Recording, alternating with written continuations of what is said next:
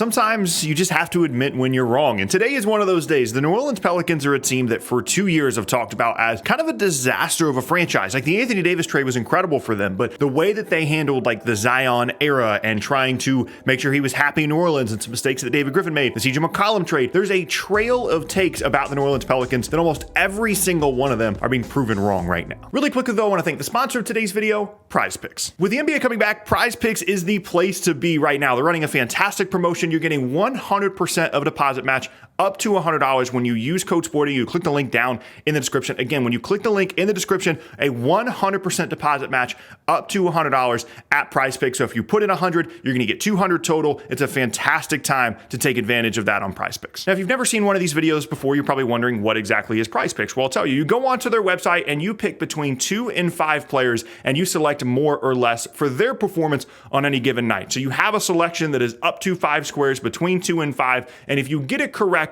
then you win some cash. So basically, you can see here the process you go through and you see different numbers that you like, things that you think possibly could happen or will happen. You pick more or less for each of these players. They have a ton of different selections, whether it be points, rebounds, assists, combined points, rebounds, assists, 3-pointers made, free throws made, turnovers, steals, blocks, all kinds of stuff. There's so much versatility and options for you over on Prize Picks, and it's a super fun way to enjoy the game in a little bit of a different way, really lock in and pay attention and add a little bit more fun to your viewing experience. So again, the link to that promotion is down in the description. You can also use code SPORTING for a 100% deposit match up to $100 on Prize Picks, and thank you again to Prize Picks for sponsoring this video. Now, when it comes to the Pelicans, this is maybe the biggest 180 I've ever done in like an 18-month span for a team, because coming into this season, I really like the Pelicans. I think they're going to be really good. One of my like takes I wish I could say and feel stronger about takes in a video the other day was that I think the Pelicans are like a Western Conference Finals team. I think they're really, really good. There's the makings here of a season similar to what Memphis did last year, where you have all this depth, you have top end talent, and you can suddenly be like a top 2 or a top 3 seed in the Western Conference. But when you go back and look at some of the videos that I've made about New Orleans over the last 18 months, including as recently as last trade deadline when they brought in CJ McCollum, I did not believe in the vision that was being built there in New Orleans, specifically as it relates to their general manager, David Griffin. Now, a lot of that stemmed from this idea that I thought that Zion Williamson was ultimately going to be unhappy in New Orleans because they couldn't surround him with enough talent. Of course, he was injured as well, and he was eventually going to leave the team, potentially in an unprecedented way. There was the realistic possibility 24 months ago that Zion Williamson was going to leave New Orleans after his rookie contract, which has never been done from a player that is, an all-star and all-NBA caliber guy that just gives up the money to not sign the extension with their incumbent team and after 5 years go somewhere else. It's going to happen eventually, by the way. Maybe it's going to be LaMelo. Someone's going to do it eventually, but everything was building in a negative way around Zion, right? Like they had issues in terms of him wanting to be in New Orleans pretty much immediately, it seemed like, because the Knicks had the opportunity to get the first pick in that draft class, and ultimately he ends up in New Orleans because of some lottery luck. I can guarantee you he wasn't excited about being a New Orleans Pelican. And then he had injury issues and was upset with how the team handled his injury, went away from the team to rehab his injury, and just consistently it seemed like there were issues and a disconnect between him and the front office, how they wanted to build the team, and again, just whether he wanted to be in New Orleans as a whole. And that led to me thinking, well, not only is he going to leave, not only could he do it in a potentially unprecedented way by forcing his way out on his rookie contract, but also that might result in New Orleans moving the team. Like that's how dire things looked a year and a half to 2 years ago for this team. Was like, if you lose Zion and Anthony Davis within a couple of years span because they don't want to be in New Orleans and because the franchise is being mismanaged, that is potentially a death blow to your franchise, and you could be the Seattle Pelicans in a couple of years, right? Like I thought that was a realistic possibility. And absolutely there were mistakes made really on both sides. Zion had issues,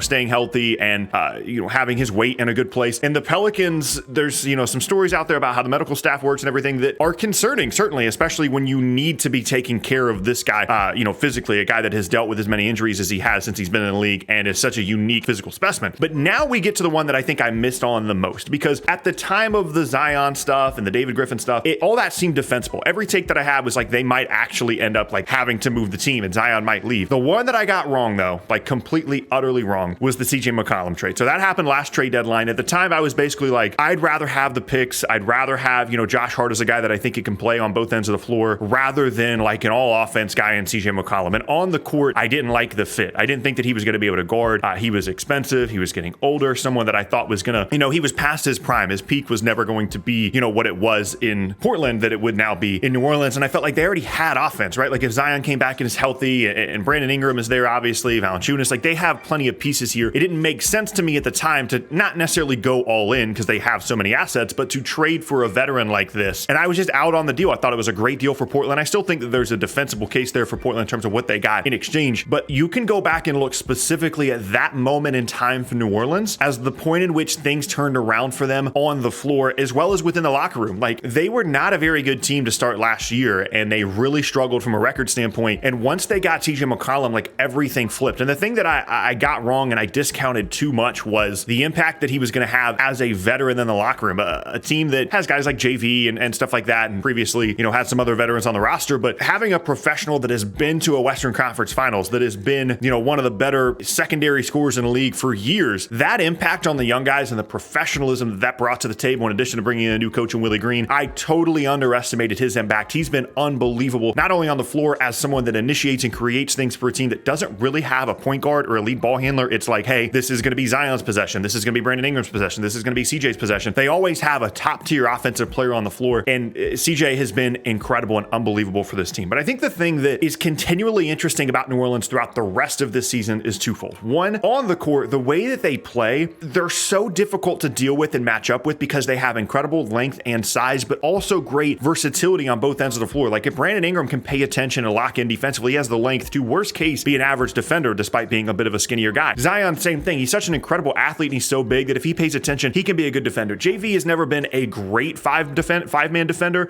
but he at least puts effort in, is credible on the boards. They brought in, Herb Jones, Dyson Daniels, and then offensively, like, there's just no way to match up with them if you have CJ as a shot creator, Brandon Ingram out there, Zion out there, JV, and then a shooter, whether that be Herb Jones. Like, they can put four different guys on the floor that are, 6'9" and taller and that are long, or in Zion and JV's case, really, really big. And like, the league is just not prepared to play a team like that with that level of skill and that level of size. And they're so difficult to deal with in that way. The other part of this, of course, is they still have so many assets. Like, they have picks from Milwaukee, they have picks from the Lakers, a Lakers team that is quickly deteriorating. And they also have like a ton of young players that some of which don't even really play or get significant run for them that I think are going to continue to be really good. Like, I think Dyson Daniels is going to be good, and he might not play more than like 15 minutes a game for this team this year. Like, Trey Murphy is good, might not play a ton for them because they have so much depth and they have so much versatility, especially defensively. And it's an incredible turnaround, not just obviously Zion turning things around and coming back and being healthy and being engaged and locked in is a complete game changer for them. And being able to sign him to that extension, and him apparently at the moment at least being happy in New Orleans, raises their ceiling like 10 degrees. Like, it's unbelievable what that does for them. But even if Zion was unhappy and they did have to trade him, there's still so many positive pieces here that David Griffin, quite frankly, deserves a lot of credit for bringing in, whether it be CJ. I like the Dyson Daniels pick. I think Murphy is going to be good. Nailing the Herb Jones pick has meant a ton for them because he's become a good off-ball spacer as well.